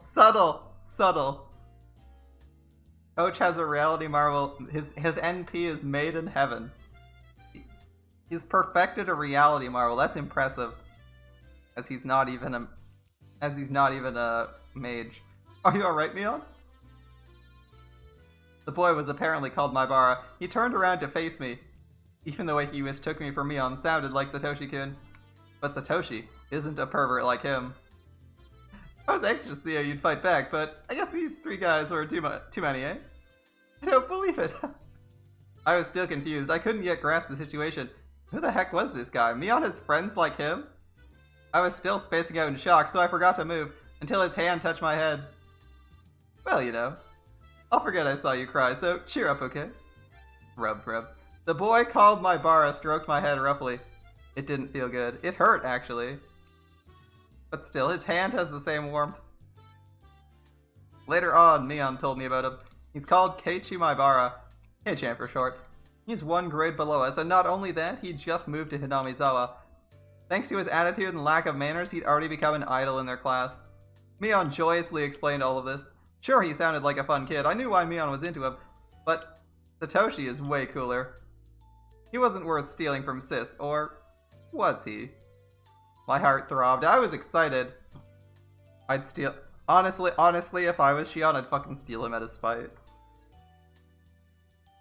It felt like I'd gotten a new toy.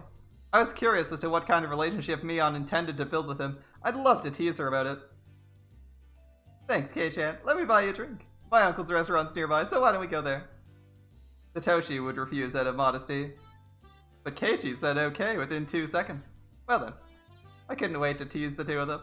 My boring school life suddenly became bright again. Wait, don't cling to my arm. Oh, don't you like it? Well, I don't hate it, it's just your breasts that are touching me and my breasts bother you?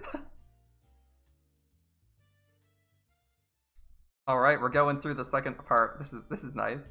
Keiichi Maibara was fun. Mion thought the same way I did. She would always talk about him. I was happy for her. It made me smile. I guess Kei-chan really is your favorite, huh, sis? What's the most interesting thing about him? Let's see. To put it plainly, he's just funny. For example, just a couple of days ago in the club, Mion really liked him, but didn't seem to think it was love yet. She's reserved in that area, so that was really like her. As for me, well, I didn't hate him. My feelings weren't the same as Mion's. Kei-chan was just too childish compared to Satoshi. I wondered how Satoshi was doing. Was he waiting for things to cool down somewhere far away? Again, every time she thinks this, I'm gonna remind everyone. Satoshi's corpse is in a well in the Sonozaki secret underground chamber, right beside their torture room. He is super dead.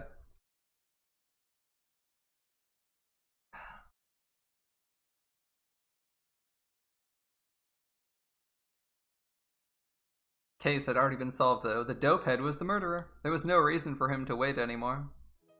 I shook my head. I shouldn't think about it too much. Oh wait, I know. The case was confidential, so the arrest of the culprit hadn't been made public. So Satoshi hadn't realized he could come back. I know he's a little thick-headed. Maybe he'd be waiting for things to calm down until the end of time, but if so, couldn't he give a call to Satoko at least? He should tell her he's living in a faraway place. That he's coming home soon. Stupid Satoko. She had been living with Rika since Satoshi went away, so nobody would pick up the phone even if he called. Stupid girl. Don't you want your big brother to come home? Given Satoshi's personality, he wouldn't remember any phone numbers other than his phone number, his home phone, so he wouldn't be able to contact anyone in Hinamizawa. Maybe he's been calling Satoko every night. He keeps ringing but nobody picks up. Then he'd assume Satoko is taking a bath or be in the restroom. He'd put on a puzzled smile while mumbling, like always. I imitated his voice without realizing it. After that, what? What's up? Didn't you say something, Shion? I laughed it off and urged Mion to continue, and I realized then that her tone had changed. I hadn't been listening to her because I was thinking about Satoshi. I thought she was still talking happily about Kei-chan, but Mion sounded grim now. Her faint smile looked pitiful. It was too late to ask what was going on, so instead I concentrated on her story instead. After all that, Uncle gave everyone a doll as a thank you gift. Everyone but me. Okay, except for you. I wanted one too, but I couldn't say it in front of everyone. You still can't express your needs, huh? And then? Mion sniffled. I realized she was on the verge of tears. The cutest doll was in Kei-chan's bag. And you wanted that doll? It didn't matter which one, but although Kei-chan knew, only I didn't go, and he didn't give it to me. He didn't give it to me. He said the doll wouldn't fit me, and I should be born as a boy in my next life. That's what he said. That was Keiichi's weak point. He might be fun and popular, but he wasn't mature.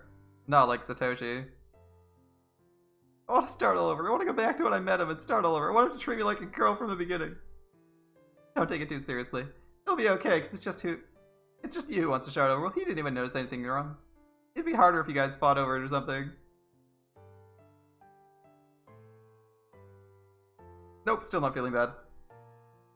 Can I start over? Well, if you didn't cry in front of him, it's not too late.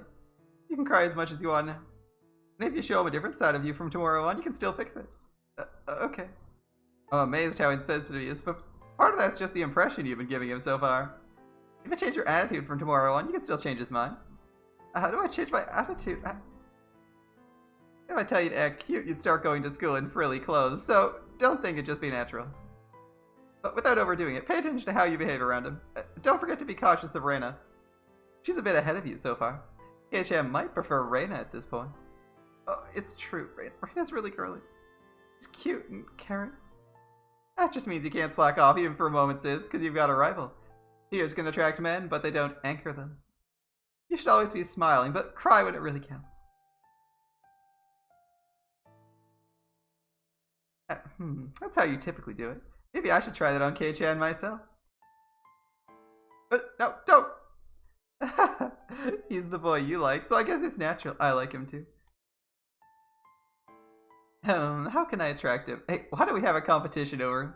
No, never, never. I'll kick you into orbit if you come near Hinamizawa. Happy for you, sis. It's not too late at all. It's important to know the distance between the boy you love and yourself and shift the way you appeal to him to compensate. The boy I love is missing, you know? I don't even know where he is or when he's coming back. Compared to that, you're lucky. Mion was saying she'd do her best from tomorrow on with red tearful eyes, but I sensed a deeply negative feeling emerging inside me. Nobody was blaming Mion for being happy with Keiichi. I wasn't envious. I wasn't jealous. I didn't want her to be blamed the same way I was blamed. It was just there was no space for Satoshi in Mion's mind anymore. Filled as it was with Kei-chan and her other friends now, it didn't matter to her if Satoshi came back or not. Just like how she didn't care if it was sunny or rainy tomorrow. And what about me then? Had I been thinking about Satoshi all the time for the past year? I wasn't proud of my own answer. I had become used to life without Satoshi. His absence didn't hurt me anymore. I was getting used to life with Keiichi. And if I let my guard down, he might just fill up the space I've been saving for Satoshi. If Shion had prayed harder for Satoshi to return, he might have come home already. Where did Satoshi go? Last year, right after his disappearance, I paid close attention to information circulating in the Sonozaki family and its underground connections. I frequently went to the police station to check with Uishi for new information, and even with all that, I couldn't get new leads on his whereabouts. I eventually became interested in the curse which surrounded his disappearance. I've researched the dark history of the village. The more I looked into it, the less likely his survival seemed.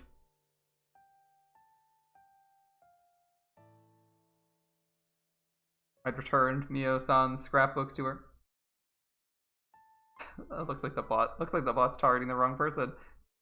But okay, nibble yourself. And then I hadn't gone to the library since. I started a new life in a new school. I'd made new friends, and in the same way, as falling leaves cover the ground, I felt like I was losing sight of what was really important to me. It was already almost the end of spring. They said that summer was coming early and it'd be very hot this year. Normally it'd be the rainy season now, but we'd had no rain at all. The festival was right around the corner. It's almost been a year since Satoshi went missing. In Hinamizawa, they don't allow you to talk openly about the curse or the series of deaths.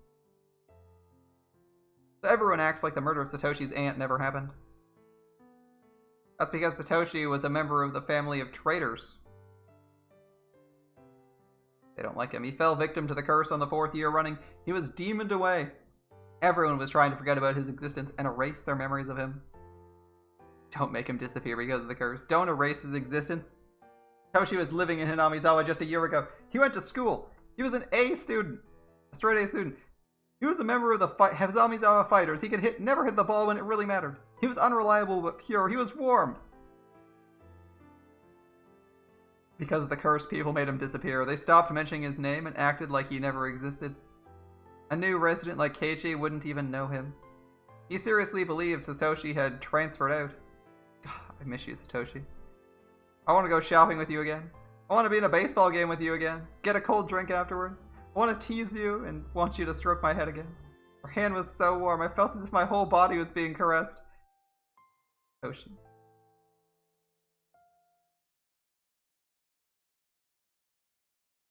I haven't opened this notebook in a while. My feelings have been written down for over 150 pages. The notebook is the key to my heart. The other me, who's been sleeping since last year, is slowly waking up.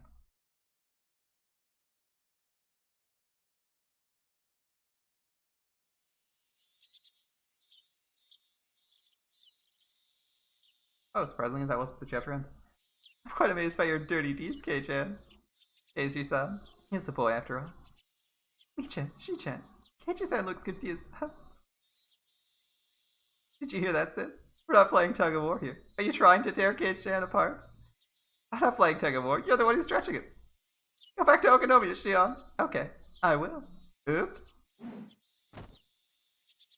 I let go of Keiichi suddenly, so he and sis flew off like a rubber band. Keiichi rolled on the ground. This is the day before the Watanagashi, as I recall. They're doing the setup. Keiichi rolled on the ground while sis was stuck in a bush head first. What lively people. See you, Kei-chan. Sis might assault me if I stick around any longer, so I'll get going. Oh, Shion. Thanks for today. Ah, forget it. I didn't do much. See you, Shion. His hand landed on my head. Rub, rub, rub. He stroked my head roughly, but the warmth reminded me. Excuse me, I'm going. See you, sis. Don't ever come here again. Reina, keep your eyes on her. Satoko, set traps. Rika, purify the area with salt. The warmth remained on top of my head. It felt ticklish and sore. I had to stop, so I got off my moped and pushed that aching spot against a telephone pole. I'm sorry, Satoshi. I'm sorry. I never forgot about you. I still remember you. Rough, Shion. I'm worthless without you. I can't stand life without you because it's gray and cold and boring. It's true. I can never smile because you aren't here. I can't. See you, Shion. Keiichi's face appeared in my mind. I recalled the touch of his hand stroking my head. It wasn't warm. It wasn't happy. It was rough and painful. I hate that insensitive guy. He's too childish, rude, and cold. He's like a stray dog. I wasn't happy. It wasn't warm. I wasn't happy or overjoyed at all. Oh, Satoshi. Sorry, Shion. Satoshi mumbled. He didn't know what to say in a situation like this. But he knew he'd better say something. He wanted to say something. But he didn't know what to say, so he just mumbled. I'm sorry, Shion. Why are you apologizing, Satoshi? I'm the one who should apologize. Even though I said I'd wait for you. Even though I believed my heart wouldn't change. My heart's full of holes. You're leaking out from the cracks in my heart little by little. Leaking out from me. Are you suffering because I'm here? Why? You're so precious to me.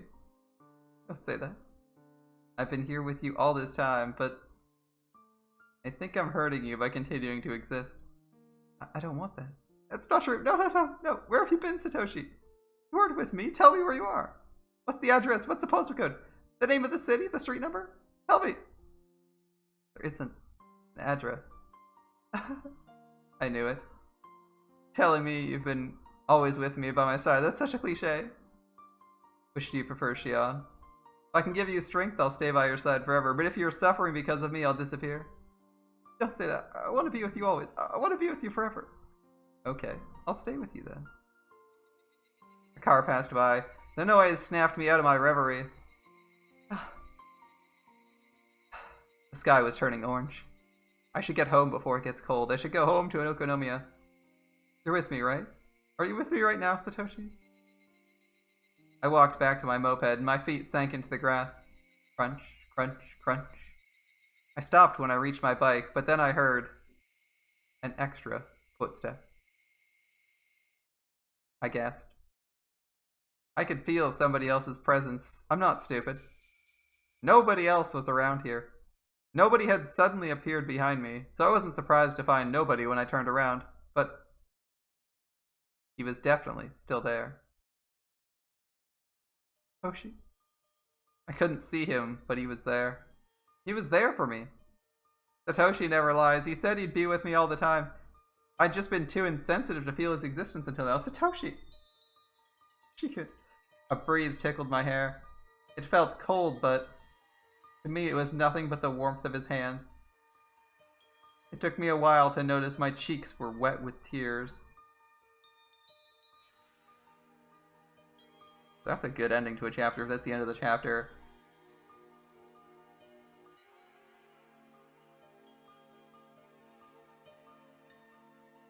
Oh, that is a good ending. That's a good chapter. Damn. Oh, it's not over. I was too scared to sleep. If I went to sleep, I might not find Satoshi there in the morning, so I kept talking to him until I passed out. I told him what happened while he was missing. I told him I realized how much I loved him after he went away.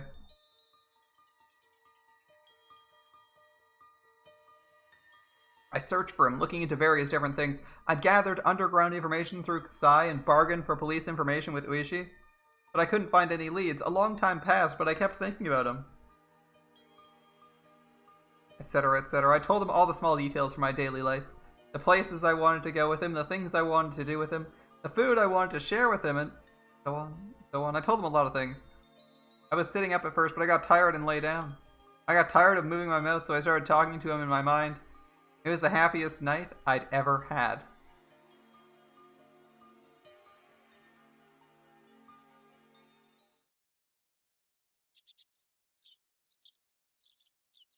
When I woke up, I didn't find Satoshi by my side.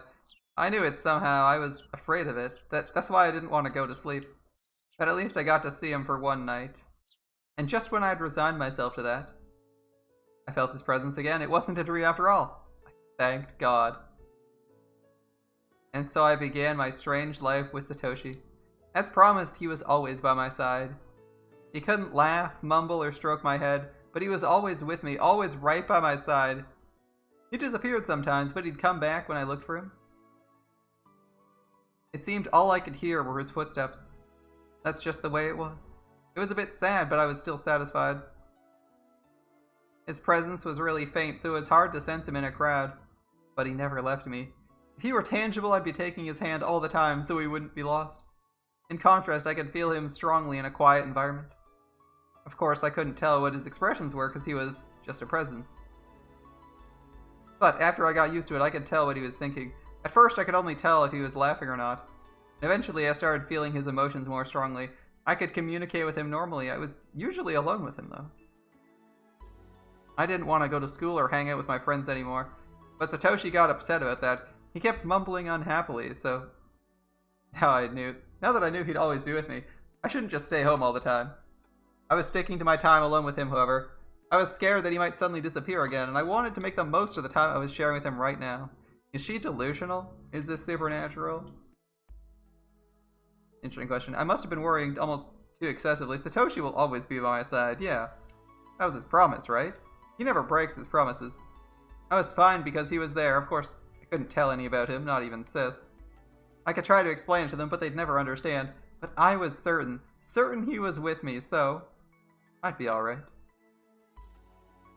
I never get fed up with life with him. He's really cute, you know? We always walk together, but when I stop, he always walks one extra step. It's so adorable! I love it! That's an interesting perspective, considering Satoshi's... or notebook page 159. Or Keiichi's opinion was, that it was fucking terrifying. And she is just like, oh, it's so cute. It must be Satoshi. Shion-chan, what are you going to do on Watanagashi this year? I guess I'll have some fun at the festival. Maybe I'll tease Sis and her friends. I wanted to go to the festival with Satoshi. I knew he liked to see me having fun with everyone. He might get jealous if I play with Kei-chan, but Satoshi isn't sensitive in that way. He loved to see me with my friends and have fun, so I should have a lot of fun for his sake. I'd talk about the day with him later. How are you going to Hanamisawa? I can give you a ride if you want. I'm taking my moped. You don't have to.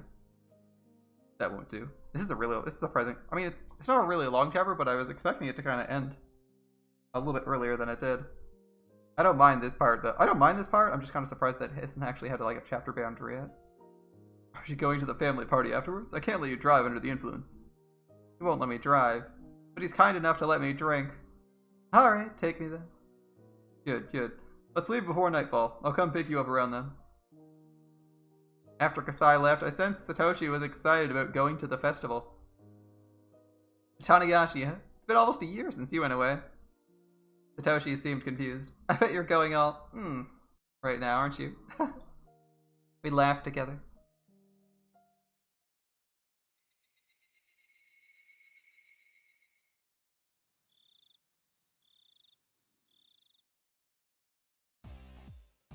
Welcome! Here's your net in a bowl.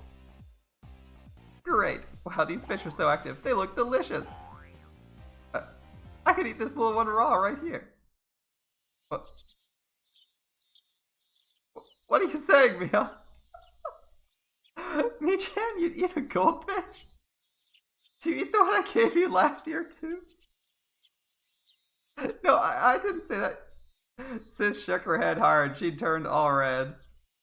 But you just said it. You said they look delicious. I heard it too. Sis eats everything as long as it fits inside her mouth. It's really good. I'll try it once. You can't, Rika. You're gonna get sick. I forgot they had this goldfish scene. Thanks for putting us back here. Wait a minute. Hey, you. How long have you been here, Shion? Hey, Kei-chan. Sis and everyone else. Good evening. Why did you get here, Shion? I've been here since you were at the Chow Mein booth. I found you guys quickly since you were making so much noise. Hey, you're not in our club. Get lost. Oh, don't be mean, Sis. Right? Kei-chan? You're fine if I come with you guys, right? I took Kei-chan's arm and held it between my breasts. Puff, puff. Wait, puff puff instead of boing boing? Alright. We're gonna have a ball.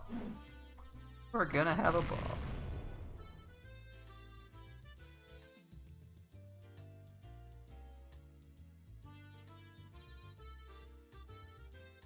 I went around the booths with Sis and her friends. I joked around and laughed out loud. I teased K-chan and Sis too. K-chan was at the center of the roof, so if I did something to him, it naturally involved everyone else. It looked like Satoshi was having a hard time finding his own spot in the crowd. When I glanced at him in a quiet moment, he smiled and told me to have fun without worrying about him. If he were tangible, I'd pull his arm to join the crowd. It made me sad I couldn't do that. I bumped into someone's shoulder. It was obviously my fault, so I apologized right away, and as it turned out, it was someone I knew. Oh, it looks like you're having fun. Good evening, Shion-chan. The moon looks beautiful tonight, doesn't it? Oh, are we gonna go back into the temple? Oh, it's been forever, Takano-san. And you were? Nice to meet you. I'm Tomitake. I heard you were Mion's twin sister. Nice to meet you too, Tomitake. I heard you were a great cameraman. Please take a picture of me someday. I'm just an amateur dreaming of going professional. Well, you're actually great, Jiro-san. You're good at so many things. No, I need to study more. I have no talent, so I have to put a lot of effort in to compensate. Okay. So, we're probably going back into the shrine today? I'm guessing that's what's happening in this arc? They must have been in a relationship. You two look happy together. Am I interrupting you? Oh no. I appreciate your consideration. You're not interrupting us at all. And you can call me Mio like before. Not Takano-san. It's a bit hard for me to call someone older than me by your first name, but never mind. I smiled bashfully as Takano smiled back elegantly. I haven't seen you in the library since. I wanted to talk to you more as a fellow researcher. Well, when I feel like it. A fellow researcher? Are you interested in it too, Shion-chan? I mean, in the legend of this village? Tomitake raised her eyebrows. As far as I knew, Takano's hobby wasn't exactly normal, and on the surface, her research dealt with the cultural history of ancient Hinamizawa, but its main focus was the Watanagashi festival from ancient times. The Cannibal Banquet in which they captured and gutted a living sacrifice. Her research covered various stories surrounding that and other legends of cruelty. It was nothing if not gory. And that was where her main interests lay. So I didn't feel comfortable being called a fellow researcher, to be honest. But objectively speaking, her notes were fun to read. It was then I heard the loud booms of the taiko drums. The main event of the festival, the dedication dance, was about to start, and according to Takano's hypothesis, the part of the dance where the shrine maiden tears open a futon mat represents gutting a living victim. It's starting. I should head over. Aren't you guys coming to see Rika's performance? Tomitake looked bewildered. Did that mean he wasn't coming? Takano giggled and then whispered in my ear. To tell you the truth, we're thinking of sneaking into the ritual storehouse. Made it sound like she was going to do something fun, but it wouldn't be amusing to anyone who knew what that storehouse was. The ritual storehouse, well, the storehouse for ritual implements, is sort of a treasure house belonging to the Furude Shrine. And it contains everything they suspected it had. I heard that Oyashiro-sama's sacred treasures were stored in there. Only people from the Furude family, selected members of the other three families are allowed to enter. They believe if others enter, the place will be desecrated. Everyone in Hinamizawa must have been curious about what was in there when they were kids, but the storehouse was always tightly locked, so you couldn't just peek into it, either. Kids would get chided if they played around in it, so they'd learn to stay away. I didn't like being around it myself since I was familiar with that. Even though I didn't believe in curses, I still didn't want to be near it. Nothing good can come from breaking the rules. Were they still going to enter the storehouse despite all that? I'm pretty sure it's tightly locked. Oh, it was until last year. Rika had the bolt changed to a cheap padlock because the bolt was too heavy for her to lift. Did you know that? No, but even if it's cheap, it's still locked, isn't it? Jiro is very skilled. Oh, you're good at lock picking? Once it starts, everyone will be gathered on the stage, right? And the area around this storehouse will be devoid of people. Tonight the place will be a blind spot. Can't see the forest for the trees, I suppose. According to her hypothesis, the ancient tools used for human dissection and torture would still be found in the ritual storehouse. Why don't you join us for a bit? It's now or never. Maybe I'll see you there. Takano, what are you telling her? Just girl talk. Let's go to some dark place for a quick date. Yeah. Takano walked against the flow of the crowd alongside Tomitake-san. The ritual storehouse, huh? It was supposedly filled with torture tools. Considering what they had in the underground torture room at the Sonozaki house, that was quite possible. Satoshi fell victim to the curse in the 4th year. His aunt's death was the sign of the curse. Satoshi was the sacrifice to pacify his anger. That was what Takano said last year. It was just her hypothesis. At present, I wanted to deny her hypothesis because I wanted to believe that Satoshi was still alive, if her hypothesis was correct. Either some religious fanatic or somebody from the 3 families must be imitating the curse in order to revive the ancient custom of Onigafuchi. That means it was them who killed Satoshi. So what if the ritual storehouse was filled with garbage instead of torture implements? Maybe it was filled with broken palanquins or freshly painted signboards for the festival? What then? It wasn't really hard for me to believe it was filled with chemical smells of paint. Maybe I'll get to deny the hypothesis that Satoshi was sacrificed by seeing the inside of the storehouse for myself. Whatever was in there, it didn't mean Satoshi would come back.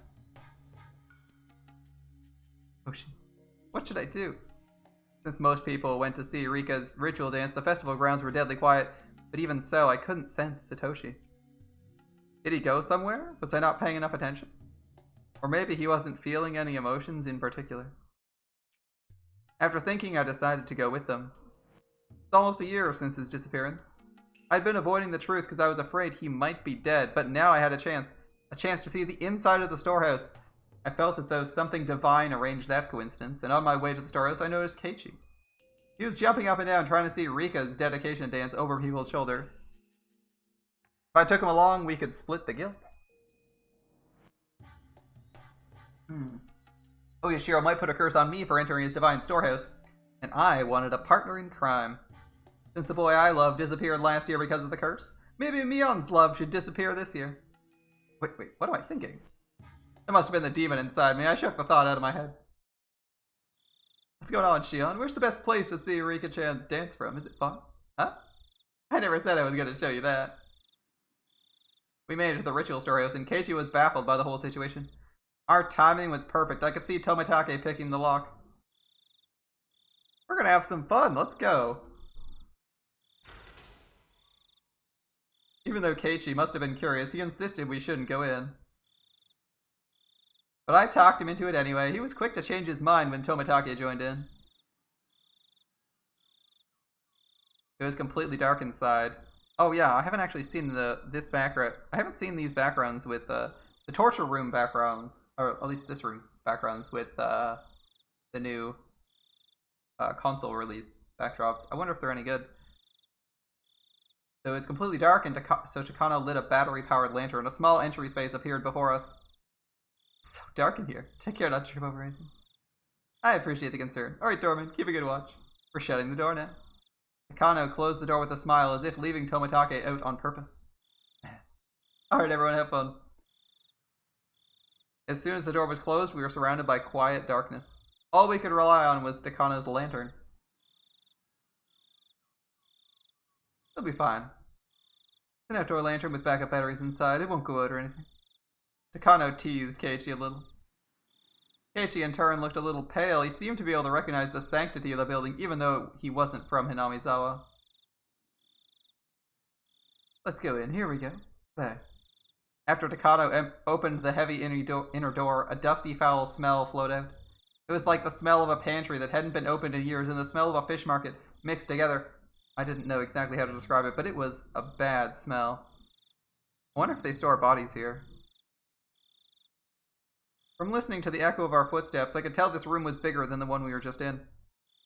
Because there was, I think, in the second arc, they were like suggesting there might have been an entrance to the swamp behind the shrine. From listening to the echo in our footsteps, I could tell this room was bigger than when we were in. When Takano raised her lantern, I could clearly see how big it was. Wow. At the far side of the wall was a statue of some kind of god staring down at us intruders. The way it was lit by the lantern gave it a powerful appearance, and it scared me. Oh, there we go. Now, in the official PC release, you literally cannot make out a single thing here. It is literally just blurry things, and there's maybe something on the walls. Looks like we can see some more specific things. We can see the table. We can see the statue. We can see a whole bunch of torture devices, a bunch piled in a box, the cages hanging from the ceiling. The guardian god of Hinamizawa, Oyashiro-sama. Surprisingly enough, the cages look to be all metal. That seems like a lot of iron to be using for something in ancient Japan. When metal is like super hard to come by. Because like they didn't even use metal armor half the time, right? They used wooden or lacquer. I looked up at the statue, which is holding its religious ornaments. If Satoshi's disappearance really was a curse, I couldn't forgive this god. I found myself irritated by the way the statue looked down on me. Damn you, Oyashiro-sama. If you really made Satoshi disappear, I'll never forgive you. Keiichi didn't seem to understand the significance of the storehouse and looked bored. Takano noticed that and took out her scrapbooks to show him the brittle ancient history of Hinamizawa. I'd heard that story already, so I decided to walk around by myself. Ooh, okay, here we go. Since I knew the significance of these tools, I felt a little nauseated.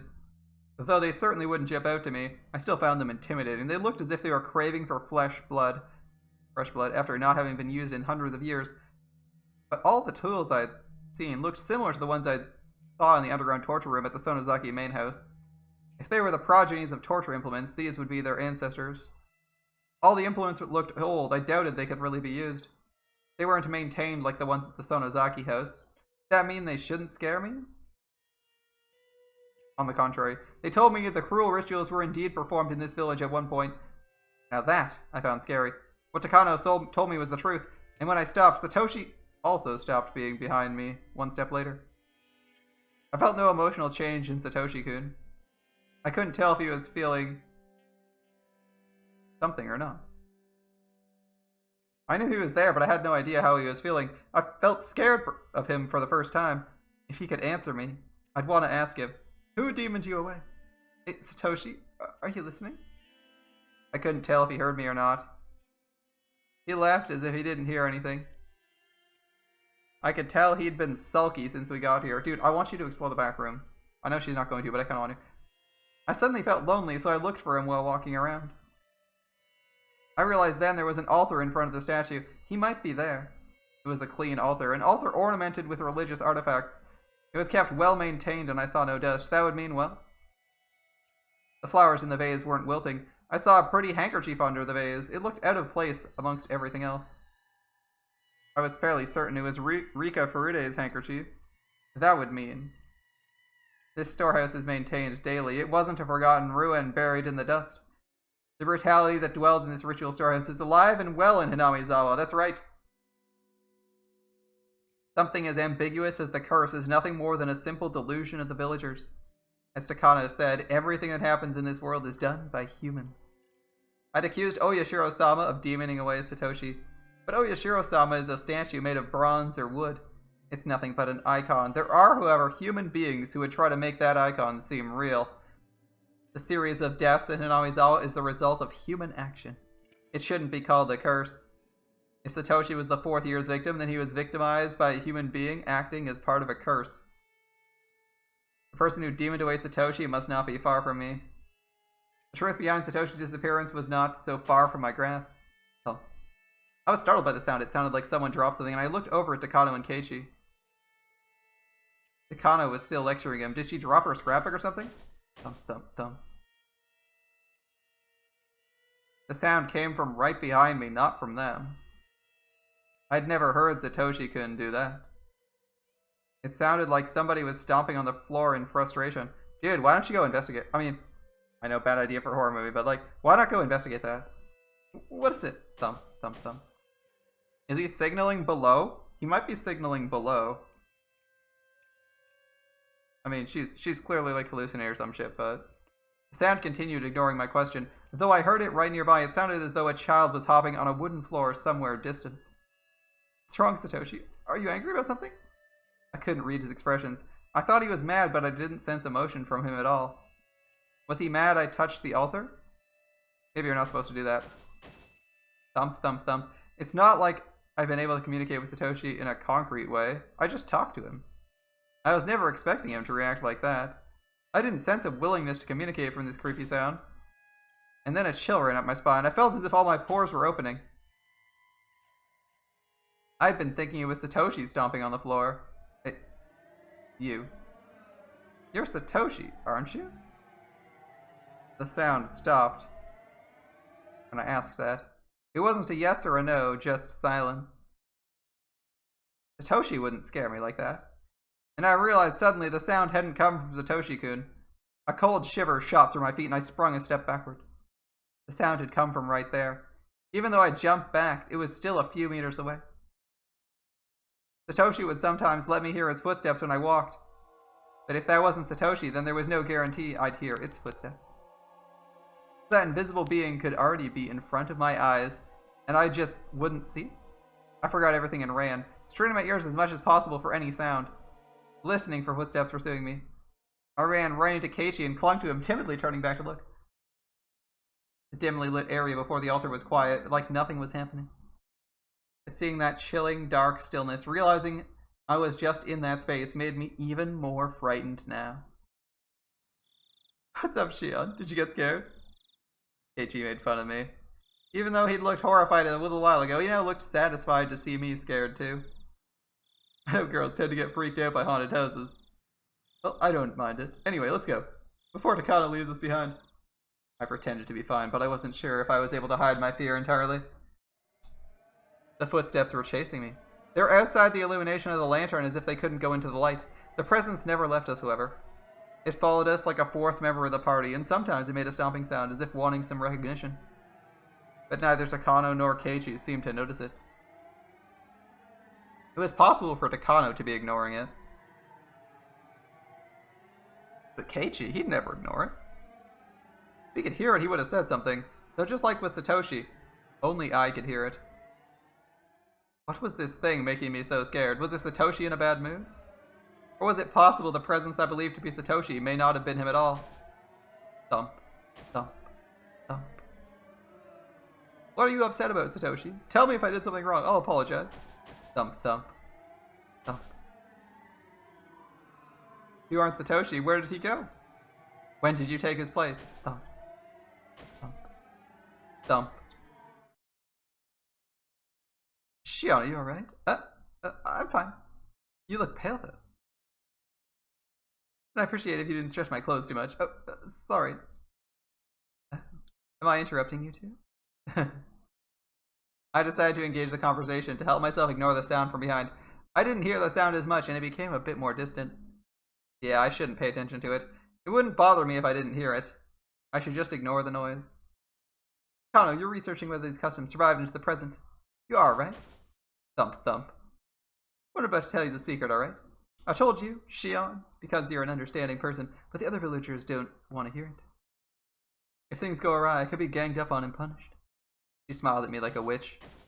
Thump, thump. Damn, these are loud. Like they're shaking the screen. My borrow, you keep it a secret too, okay? If this gets out, I could suffer the curse or be made into a sacrifice.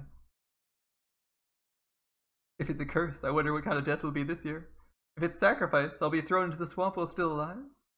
It's tonight, you know. The night of the curse. It certainly is. If the curse strikes the 5th time, it'll happen tonight. Thump, thump, thump.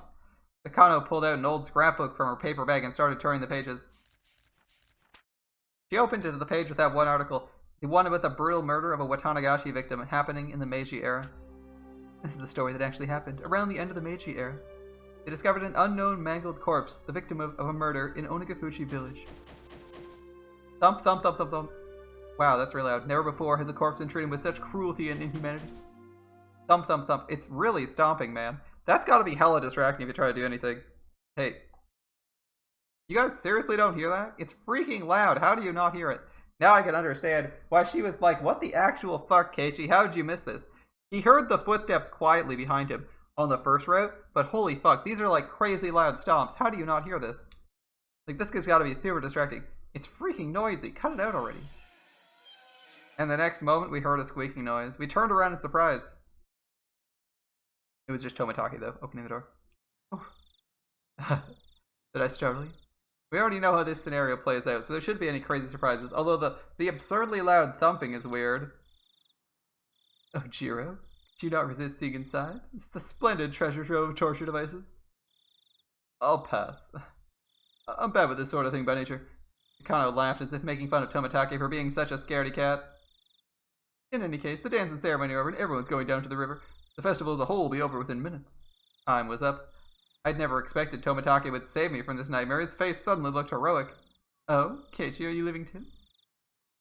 I've seen enough. Shion, you're good too, right? Let's get out of here. I want some fresh air. I agree, let's leave. Yeah, time for some fresh air. I went into the entry room and turned around. Takano was taking photos in a mad rush, although her time was up. I didn't hear that sound anymore. I didn't feel that presence. I didn't feel Satoshi either. But somehow, I wasn't too sad about that. Even if he followed me out here, I wouldn't be able to tell if it was really him or somebody else.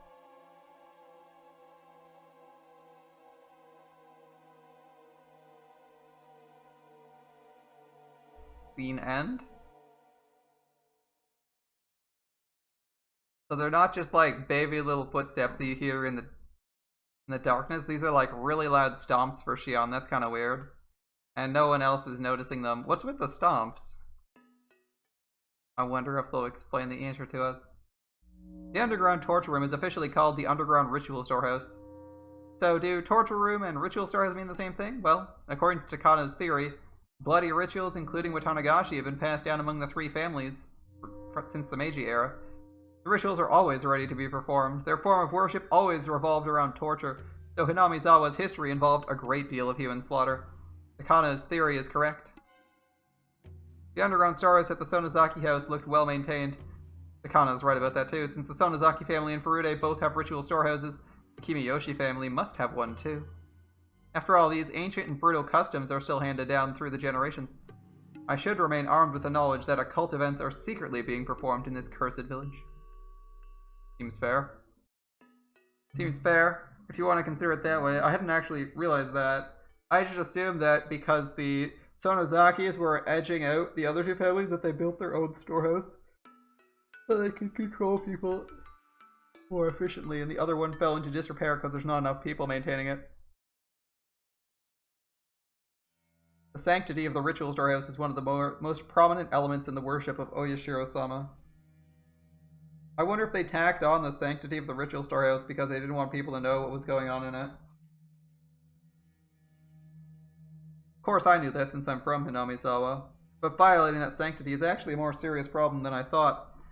Why do you assume there's no cameras here anyway? Takano's research shows in that the history of the ritual storehouse goes way back. The implements have long been viewed as inviolable objects, which is why it's forbidden to enter. Takano's theory says that Watanagashi was once a public execution, performed to stabilize the reign of the three families rather than a purely religious ritual. Makes sense, that's why they're killing people who oppose them. If so, the ritual should hardly be called sacred. Under those circumstances, the implements should have been despised as symbols of hatred and fear.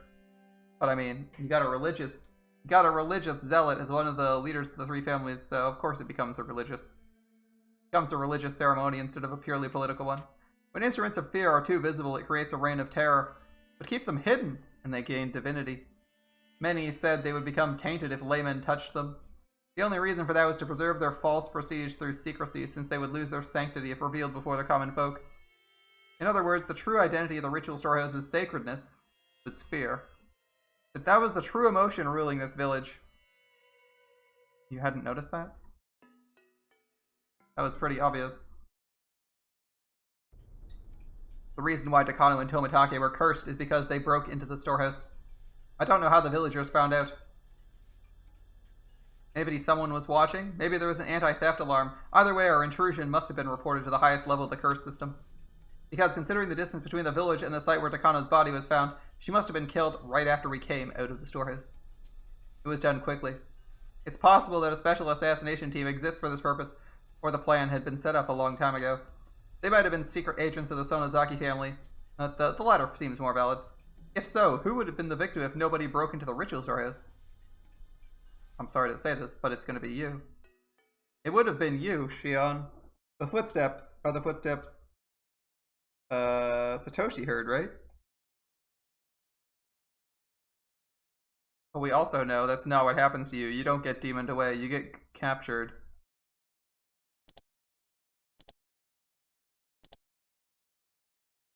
By Mion, but you don't die there. I wonder which parts we're gonna show us next. I'm really curious if they're gonna go Or where they're gonna go, I guess. Are they gonna go back to the ritual storehouse? Or not the ritual storehouse. Are they gonna take us back to the underground and have like crazy demon me on? What are we gonna have? I'd like to see things from Shion's perspective. I guess we'll know what happens in the end, right? We'll know what happens from Shion's perspective before she dies. That'll be interesting. I don't know if it'll solve the problem first, but we'll see what happens. Alas, we're gonna have to see that next time.